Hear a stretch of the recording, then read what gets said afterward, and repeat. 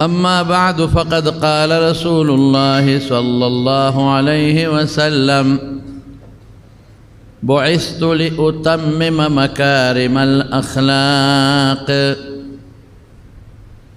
تیرہ جمعہ میں دا نبی کریم صلی اللہ علیہ وسلم دا اخلاقیات متعلق بیان کرے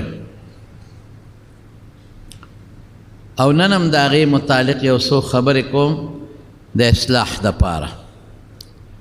حضور پاک فرمائی دسل لیگل شویم زما دا لیگل مقصد سدے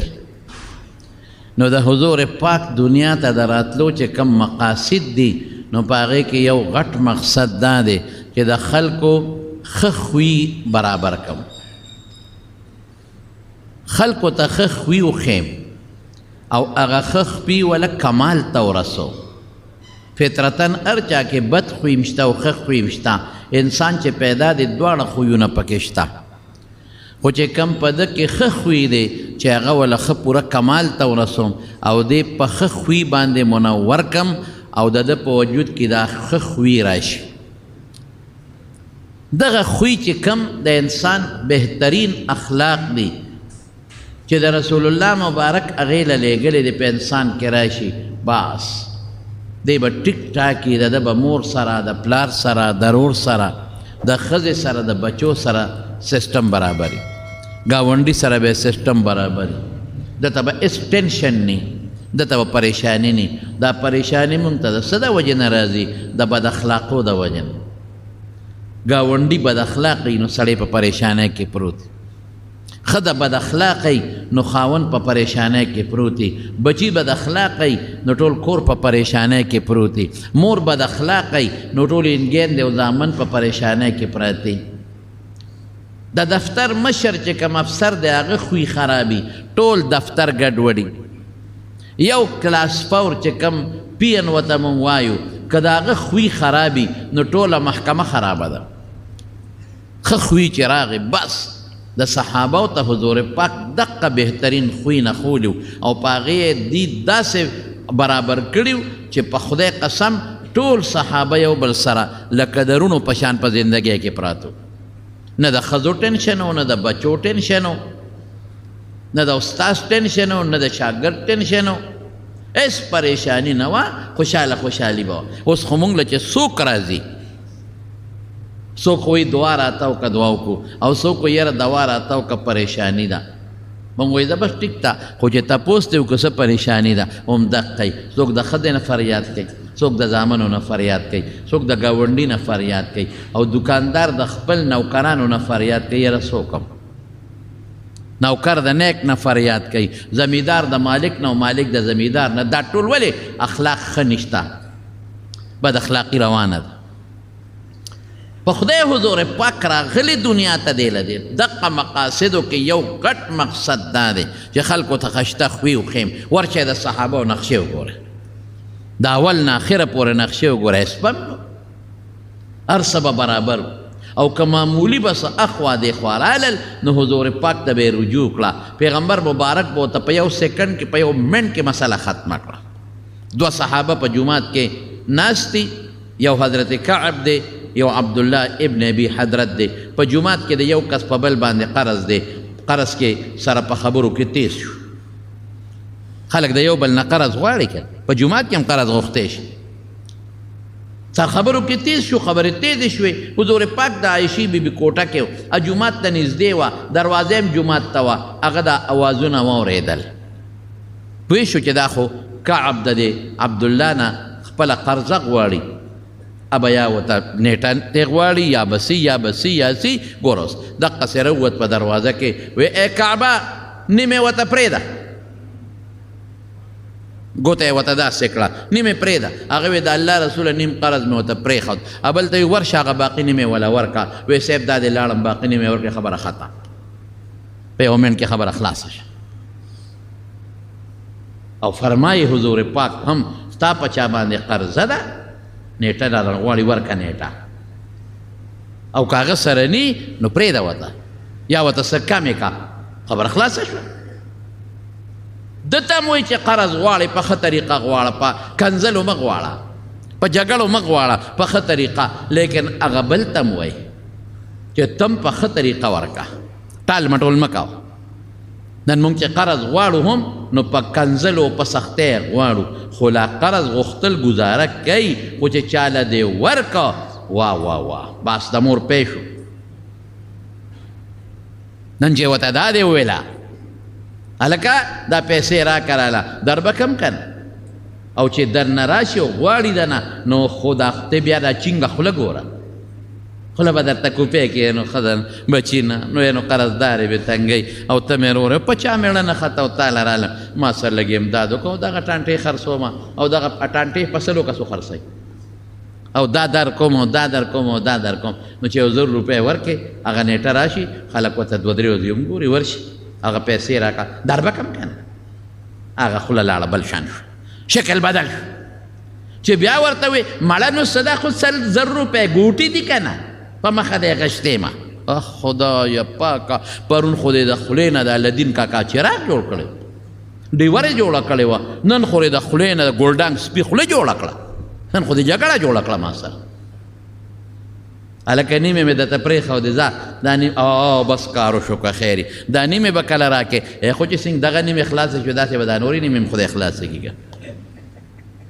قرض ورکول نشته، بد اخلاقي شروع په هغې جګړه شروع چې ډزې پکې وشي، په هغې ورشي پټۍ تې ونیسي ډزې پکې شروع شي، په هغې ورشي موټر تې ونیسي جګړه جوړه شوه، په هغې کې د زوی وتښتئ داسې هم پکې ډېر شوي دي، رور ته وتښتئ برمته وتئ دا برمته کې جګړه جوړه شوه. ولې قرض مې ورکړی، ځکه خو زموږ دا یو مقوله ده د عربیانو، هغه څه وایي وایي قرض مقراض المحبت، مینه قینچي کوي وایي مینه ختمی، ورکې به ښه په او ورکوي قرضداري له بلکل ښه خبره چې ورکې، خو چې قرضدار یم ته څنګه عمل کې په سنتو چې هغه هم بیا په سنتو عمل وکړي او خپل شی واپس کړي. په خدای نن ډېر زیات حالات خراب، خصوصا په دې پراپرټو کې ځمکه در باندې خرڅه کړي، هلکه دا مې در باندې دا راکړه دا ځمکه راله راکړه، پیسې به کله راکړي په 1 کروڑ روپۍ، پیسې 6 میاشتې پس دیم د 15 لکو په 1 کروڑ خرڅه کړي، دا هم داسې د خدای دپاره نه کوي. دته هم پته چې شی د 15 لکو دی او 40 لکه ګټم، شی د 1 لکو دی 10 لکه مفتو کې ګټم او 6 میاشتې به د نیټه شي که نه 6 میاشتې پس یو پسې ورشي پورې جرندی سړی بیا نه سړی څه شو یاره په هغه په یو قرضداري راځي خو پته نشته کړی وړی. نن دلته شپه سبا په کشمیر کې بل په کراچۍ کې یو ځای بل ځای چې لټې نو په هغه د په شان د سوونو خلکو کورونه پورې بیا په جرګو پسې ګرځي، یاره جي دغه زمانه خو ځمکه ورکړه هغه خو انتقاله خو یې را خرڅه کړې ده او دغه زمانې پیسې نیولې. دا نن سبا پردو پیسو ته خلکو او په سودونو ګورې یاد ساتئ، سودونه څنګه دي؟ ګاډۍ والي د بل نه هلته پیسه پې پورې ده، شوروم کې به ګاډۍ والي د بل نه په 6 لکه روپۍ په نغدو به هم په هغه شوروم والا په 15 لکه خرڅ کړي، په قرض یې په 6 واخیست او په هغه شوروم والی په نغدو په 15 لکه خرڅ کړه، 15 لکه پې د هغه پاتې شوې، په قسم دی چې سود دی، ده ګناه ده. نشته نبوي اخلاق، د پیغمبر تعلیمات نشته په دې عملو کې، کمه خوره که نه پردې حق ولې په ځان پرېږدې؟ قبر ته او قیامت ته پردې حق ولې وړې؟ لږه وخوره که نه کمبخته موټر مه ګرځوه که نه په سایکل وګرځه، موټر کې مه ګرځه که نه بنګله کې موسه په کچه کور کې اوسېږه که نه. خلکو سره سیالي ولې تربور سره کوي؟ نو هغه خو محنت کړی دی، هغه زوی خو تعلیم کړی دی، تجارت کړی او ته دغسې ناستی دی یو بل نه په دغه دوکو داکو باندې پیسې راغونډی، ګناه ده، په خدای قسم ګناه ده. نو قرض به ورکې هم ورکه، خو وګوره و دې سړي ته وګوره هر چا باندې نن سبا مه ورکوه. او بیا رسول الله مبارک فرمایي چې ته قرض هغه سړي له مالک له ورکې په ښه طریقه ورکړه، مه تنګوه، هغه سره ظلم مه کوه، هغه سره زیاتي مه کوه. نیټه دې راله د نیټې نه مخکې بله خپل شی تیار کړه، جنګ به ختم شي اسبني. رسول الله صلی الله علیه وسلم د حضرت جابر نه اوښ واغېسته، اوښ واوره په قرض یې ترې واغېست، هلکه راوله اوښه چې کله زه مدینې ته لاړ شم اوښ راوله. حضرت جابر وی هغه اوښ مې نه خوښه، په لاره ته د تلو وی نو په یو سفر کې روانو وی ما به وهو اوښ د تلو نو وی شاته نه رسول الله مبارک را روان دی ما ته وی جابره ولې مې د الله رسوله دا اوښ مې ستړی شوی دی او که څه بلا پې شوې ده د تلو نه دی وی واګې ټینګې کا مې واګې ټینګې کړه وی شاته نه حضور پاک په چوکه باندې داسې لږ غوندې ووه وی چې وی و داسې طاقت پکې پیدا شو چې د ټولو څارونه مخکې روان شو وی بیا د پیغمبر علیه السلام د اوښې نه مخکې کېده ما به بیا راښکته د حضور پاک د اوښې نه مخکې نه شي وی ما ته وی جابره اوښ خرڅې مې بې پیسو ستا دې وی نه خرڅې ما وی یو پسو په دې وی د ما شو اوښ یې واغېشت وی چې کله لاړم جومات ته حضور پاک ناستو ورننوتمه اوښ مې بوته چې اوښ به ورکړم او پیسې به راله حضور پاک راکړي وی ما ته وی د اول خو 2 رکعته منځ وکړه کړه جومات کې 2 رکعته تحیت المسجد یا تحیت السفر 2 رکعته مې وکړل وی ما ته وی اوښ مې چې پسو خرڅ کړی هغه شی یې راله راکړه وی چې راکړه راله او زه روان شوم قیمت مې واغېسته د هر شي شکل کې خو قیمت مې واغېسته وی چاته وی چې جابر ته آواز کا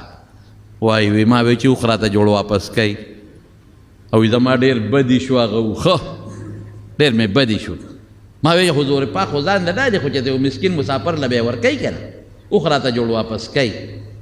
وی ما ته رسول الله مبارک وی جابره دا اوښ دې واپس واله پیسې هم سته او اوښ هم سته دې ته قرضدار یې پیسې هم سته اوښ هم سته د مارونو ښه خوی به استعماله